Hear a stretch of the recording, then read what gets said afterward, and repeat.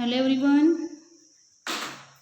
Today we shall learn our first short story, The Tax Collector, written by Pearl Buck. About the author, Pearl Sidon Stricker Buck, born on 26th June 1892 and died on March 6, 1973. She was also known by her Chinese name Sei Sensu and was American, a writer and novelist. As a daughter of missionaries, Buck spent most of her life before 1934 in Zhejiang, China. Her novel The Good Earth was a best-selling fiction book in United States in 1931 and 1932 and won Pulitzer Prize for Literature in 1932. She won Nobel Prize for Literature in 1938 for her rich and truly epic description of peasant life in China and for her biographical masterpieces. She was the first American woman to win Nobel Prize for Literature. Remember, Pearl S. Buck won Nobel Prize for Literature in 1938 and Pulitzer Prize in 1932 for writing The Good Earth novel. Here starts story. The bus between Wang Corners and Lee Family Village is always crowded in spite of the fact that the road lies between mountains that are haunted by bandits. See here, these two villages, Wang Corners and Lee Family Village,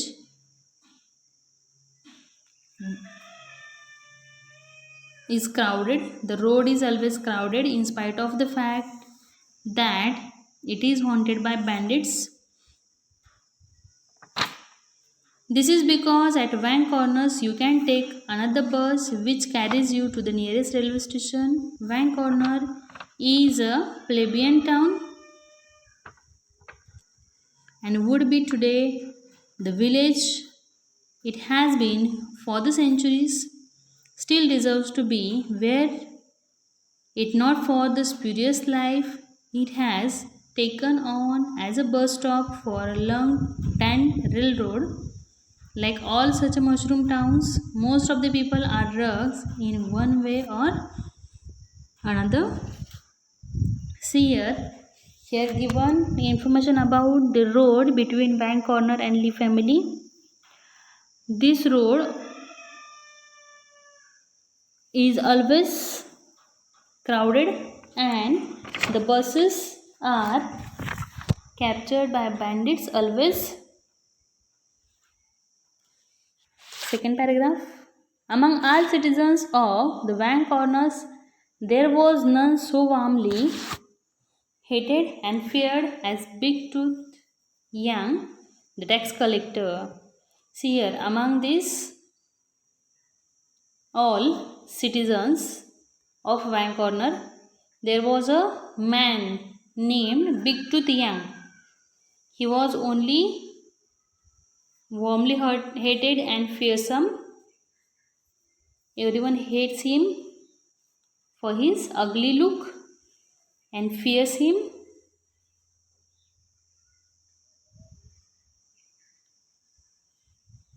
In any region, the tax collector is, of course, the worst man. From this both region, only the tax collector is worst man.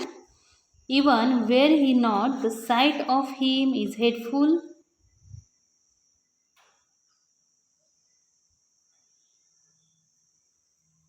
To all hardworking people, and Big Tooth would not have been handsome even had he not been a tax collector. See here, he was a tax collector, so everyone hates him. Not only this reason is there, but also he was an ugly man. His look was strange, grotesque. The gods, in a same freak of merriment, had caused him to have one large front teeth which outran all the others in its growth, since He had a big mouth opening as wide as a window in his face. This tooth stared everyone out of the countenance. It had amazed his parents when he was a child and had horrified his wife when she first saw him on their wedding night. It still horrified her so that she had simply made it the rule of her life never to look at her husband, since it is also a good manner for a woman never to look at a man. This was not noticed. In second paragraph, we may see the appearance of a big tooth young. He looks dangerous, and so that everyone feel fears from him, everyone hates him. Instead of, he was a tax collector, and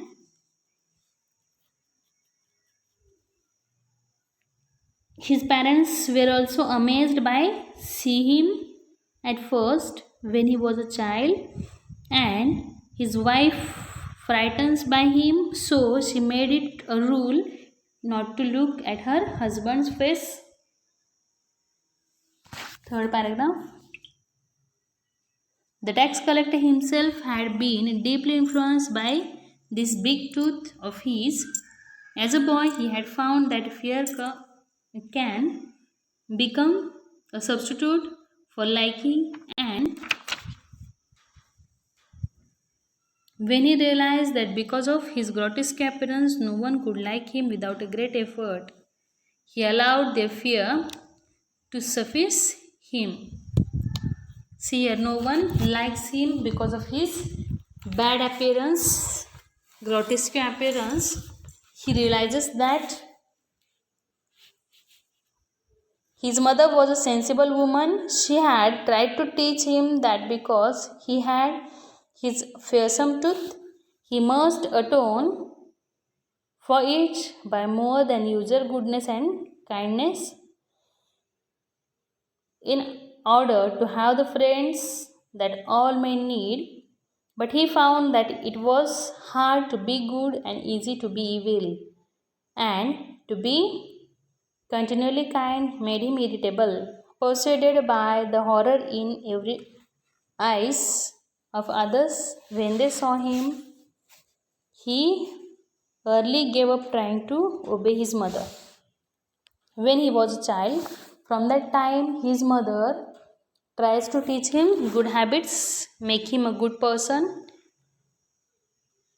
tell him to be kind to everyone, and every person needs friends. If he would have some friend, he must be good and kind to everyone, which would hide his big tooth. But the big tooth feels that it is hard to be good and it is easy to be evil, and being good always, being good continuously make him irritable. Next paragraph. Instead, he allowed his big tooth to shape him into a rugged, harsh, cruel human being. As a boy, he pushed other boys down into the dust of the road as he passes, grinning at them. While he did so, as a man, he simply grinned at those he wished to subdue. It was natural, therefore, that he should apply to the provincial government for the post of tax collector in Vancorners, and it was inevitable that the post should be given to him. See here, instead of being good, it was so easy to him to be evil, and he gave up to obey his mother because it was so easy for him to be evil.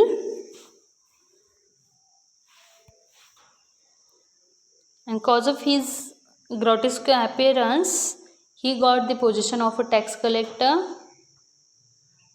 by the provincial government.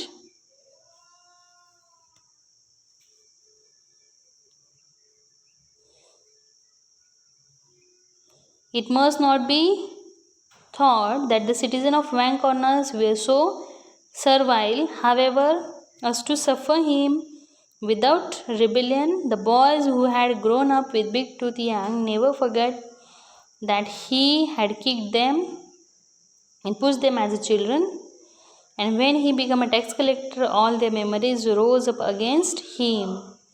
See here in next paragraph. After getting the position of tax collector, his childhood friends never forgot him. The memories how the Big Tooth kicked all of them while they were child. Next paragraph. But who can be successful against a tax collector? He had the resources of the whole region at his hands. Let any man make a good bargain on a pig, and Big Tooth stood in his doorway. See here in second paragraph we can see, if any farmer may sell his pig, Big Tooth stand on his doorway to take tax for him always. He says, I claim the tax on your profit for the sake of nation, he always said loudly. If wherever he sees profit, people are getting profit by their businesses, he goes there to take the share. As he was a man of nation, he claims a tax on them. What has the nation to do with my pig? The man might cry. My pig was my own, out of my own source, reared on the living from my own harvest. The pig which sold by the farmer was his own pig, out of his own sow, mother of pig, and reared from his own harvest. It goes slowly because it is so heavy laden. It will be lighter when we get through our work. So they talked and joked. They went over the countryside, their strong brown leg marching together in unison. Before them, people disappeared, and it was as though they walked through an inhabited land, and this too they joked about. If they are living on this land, if the pigs reared,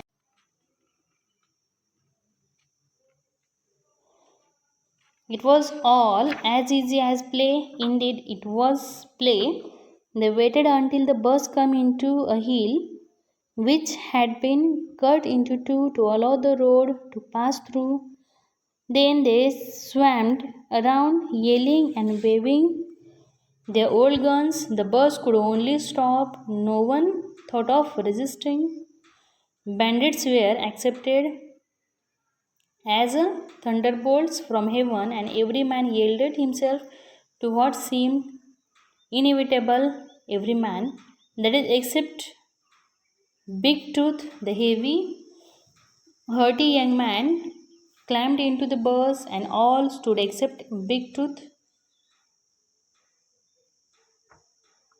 Since each passenger had known privately that he was going to fear, it was only natural that all had some extra money on their persons.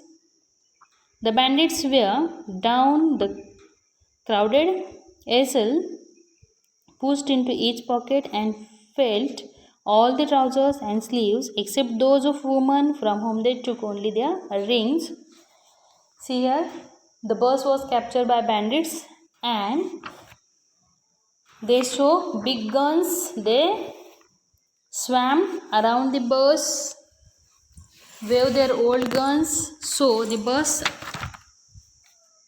could only stop. and a haughty young man climbed into the bus.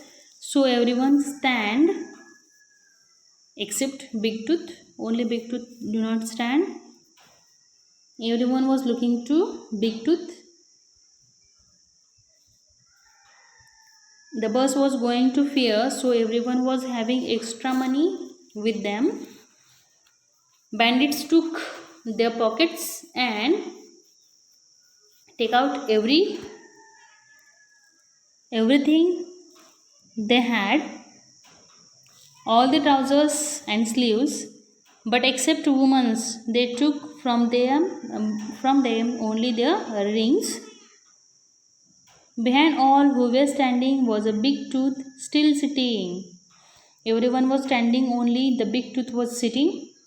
The bandits could not see him from the others, unwillingly shielded him until they come upon him at the end of the best seat. Everyone was standing, only Big Tooth was sitting, but bandits were unable to see him until they reached to his seat. But the people who stand says, "Here is a fat man." They rode up with their bandits. "Up with you, elder brother." The Big Tooth did not rise. He showed his great white teeth at them. "Keep your hands off my person," he said in a majestic voice. "I am a tax collector. I represent the nation." He told to that person who told his name to the bandits that here is a fat man, and fat man, Big Tooth, roared on him and says, "Keep your hands off. Keep your hands up, because I am a tax collector and I am representing the nation." While he said this word, he reached into his bosom and brought out a folded sheet of paper. This he opened before them. Upon it was a sign, some names, and a great seal. "Here is my authority," he said. "My person is scared." He showed his documents to the bandits and he says that I am a tax collector, I represent nation, I am a nation's man. Everyone in bus scared. He had the elder leader. Bandits had an elder leader.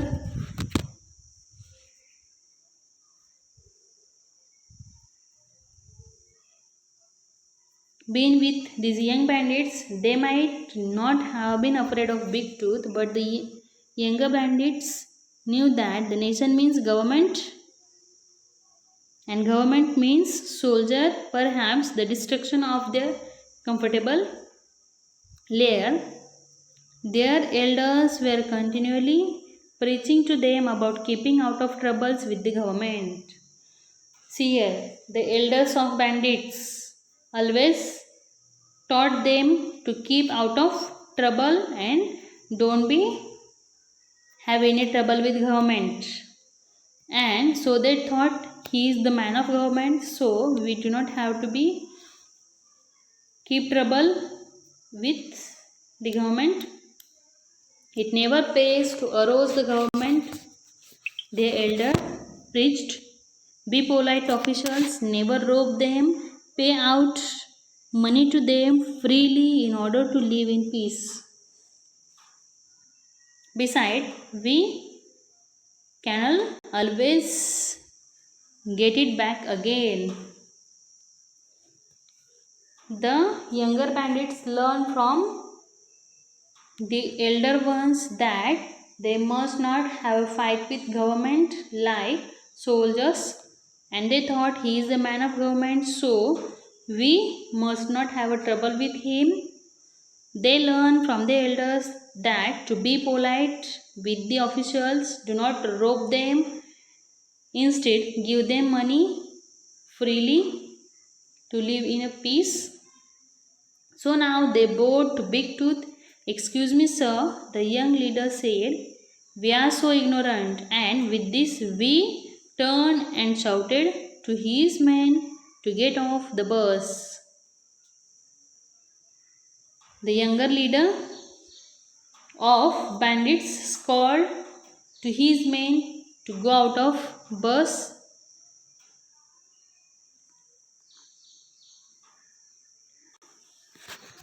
But Big Tooth was made bolder than ever by his success. He swelled himself up and glanced around at the staring eyes of robed and helpless people in the bus. Then he roared at the young bandits' leader. Do not think you can escape the law so easily. He bellowed. I tell you, I am a tax collector. His voice halted all those of young men as they stood on the road. Every bandit get off bus, and Big Tooth was so happy for his success. With confidence, he says that do not think you can escape the law so easily. I tell you, I am a tax collector. The bandits, the leader, says, what do you want of us? The leader faltered. You have just done business, Big Tooth declared sternly. It is your trade and you have made a profit. Upon that profit, I claim a tax. Just tax. A tax? Fluttered the young bandit leader. 1/3, the Big Tooth announced and held out his hand. Big Tooth claimed 1/3 of tax on them because he told to them that they had done a business and nation claims tax on every business. Those who watched could not believe that they saw. Everyone out of bus was unable to believe for they saw. But what they saw was plain enough. The young bandit hurriedly cast up all the money they had taken from them and divided it into 3 piles. There on the lonely road, one of them was put into Big Tooth's outstretched hands. This gain Big Tooth stored in his huge inner pocket, which hung like an apron over his belly. He kept that money safe in his apron. Now you may go, he said. I will report to the nation that you are honest bandits and have paid your taxes. Thank you, elder brother, the bandits said feebly. The Big Tooth went back to his seat, brushing everyone aside as we robbed them.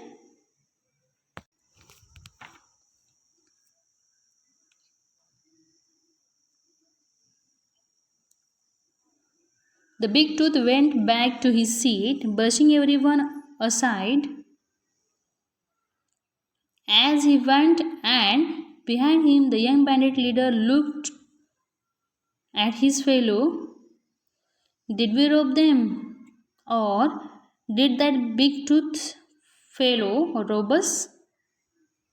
He asked in a puzzled voice. No one of the others bandit could answer.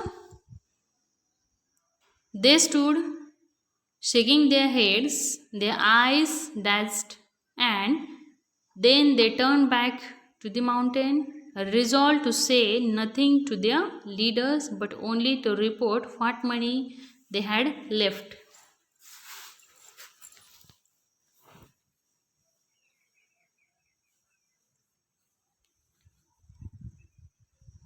Big Tooth entered in the bus after taking one third part as a tax from the bandit. Everyone sees the one third part of their own money was having with Big Tooth. Everyone stared to him. He brushing them went and sit. Bandits thought if they rob to the people or the Big Tooth rob them, and they goes to report the money to the elders. In the bus, however, the citizen of Wang Corner knew perfectly what had happened. They had been robbed, and a third of their loss was in Big Tooth's great pocket. They sat down while the bus went on its rocky way, and to all that had happened was now added their final outrage. Everyone became angry on the Big Tooth. They turned and stared at Big Tooth, and Big Tooth stared impudently back at them without a word. Under his dirty grey silk gown was the money, but he had taken it as his, and the law he would have said was on his side. Their money, the money of people, was with a Big Tooth, and it was in a Big Tooth's great pocket, in a dirty grey silk gown. Each man in himself turned over what could be done. Then, as one man, they rose and surged upon Big Tooth. Ahead of them, who did not know it, was the great dragon George, where the precipice rolled down 1,000 feet into the deep river. The bus driver drove on, not turning his head. The woman looked away. Between them, the end of the bus where Big Tooth had chosen to sit so that he might not be hurt. There was a crowd of men. What went on? Who could know? The dozen griddle were loosened. Hands covered the mouth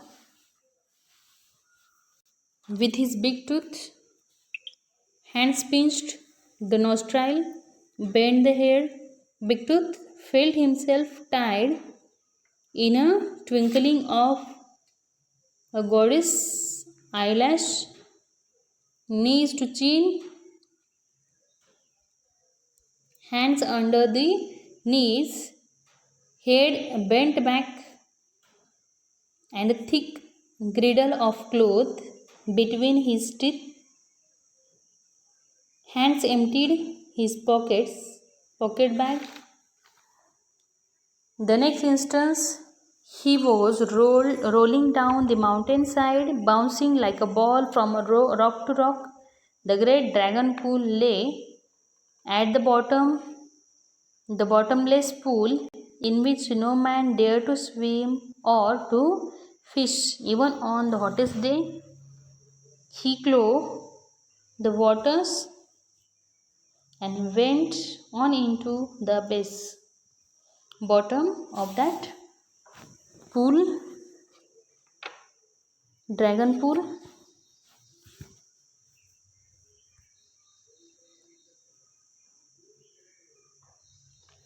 See, everyone was looking towards that Big Tooth cause he was having the one third part of their own money. Everyone thought what to do, and a man stands and goes to Big Tooth. Everyone catches him, tie his hands, binds him, and throw him out of the bus. And he rolls, bounce like a ball from rock to rock, and went to the dragon pool, thrown out of bus, a dangerous dragon pool, and no one was having dared to swim or fish on that pool. He closed the waters and went on into the abyss. He went in deep in that water. In the bus, the men counted out their money. Each took a third of what he had brought and put it back into their own pocket, and third of what he had was given to the driver. He did not turn his head, for the bus was late. While time did not matter to anyone, it was a matter of pride for the driver to be at the Lee family village before noon. Besides, he was young, always hungry. See here, everyone took their part and given 1/3 to the driver, because it was possible cause of driver who do not stop bus. Their driver do not stop bus cause he wanted to go to village before noon and he was hungry. It was a successful fair. Nearly everybody had a good time. Old Lee wandered mournfully about the street, but of all the citizens of the Wang's corner, none said anything to him except Mr. Ying, who was kinder than the rest, perhaps a little more brave.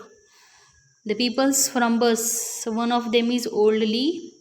He was mourning and wandering to the street. Mr. Ying was a kinder man who concerns him. As to the matter spoken of yesterday, he said to Old Lee, "Give it no more thought. The gods take care of such things." He told to Old Lee, "Do not speak of that yesterday's matter, because God takes care of such things." Old Lee thanked him without being reassured, since the gods had failed him too often for him to have any confidence in their good sense or even in their kindness. But as the time went on, he had acknowledged that for once he had been mistaken. No one ever saw or heard of Big Tooth again. After a while, there came rumors that bandits had tumbled him over the precipice, but who dared to go down into a boat of dragon to see? Mrs. Big Tooth waited for him faithfully for a whole month. Then she sold the house and became a nun to the little goddess in crypt. Kept her shine and polished as if every day were a feast day. Lesha married a year later. As it happened, she married the young bus driver who told her the truth about Big Tooth Wang when they were admiring their firstborn son. They had first met simply enough because the bus broken down one day and the Old Lee house was the nearest one. It was a pure chance, for the bus always broke down 2 or 3 times on each trip. Lesha had made tea for the passengers while they waited for the driver to mend the engine, but she and the driver had fallen in love at first sight. The goddess, of course, could have had nothing to do with this except that Mrs. Big Tooth Wang, now the nun, called Snow Purity, prayed often that the young girl could find a really good husband and have a son. See here, Here a story took a turn. There was a rumor that Big Tooth was captured by bandits. No one see him again after that incident. Mrs. Big Tooth waited for him for a whole month. Then she became a nun. She sold her house. Lesha, named girl, was there. Old Lily's daughter.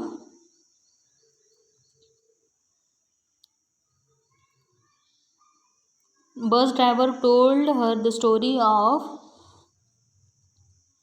Big Tooth's.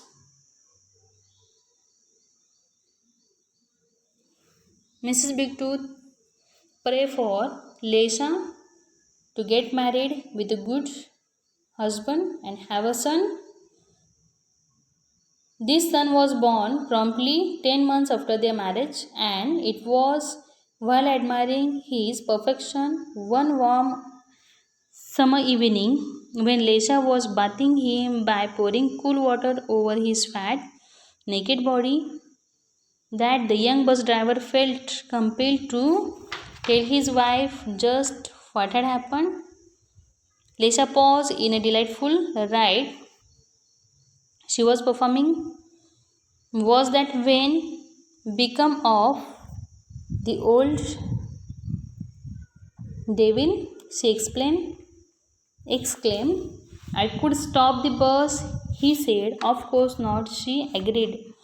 They fell silent, contemplating the end of evil man. Then Lesha began her work again. They watched the clear water coursing down the beautiful small brown body they had made. The child, feeling the water running down his body, laughed, and they laughed with him.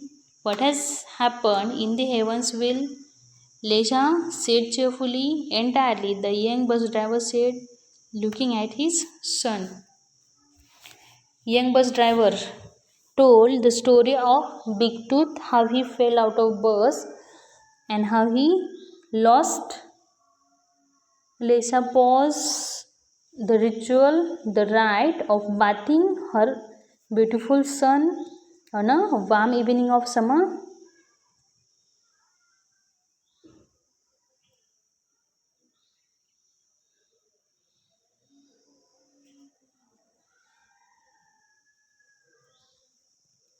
After that, both of them leave that incident, stop talking on that incident, and started their happy life again. In this way, here completes the short story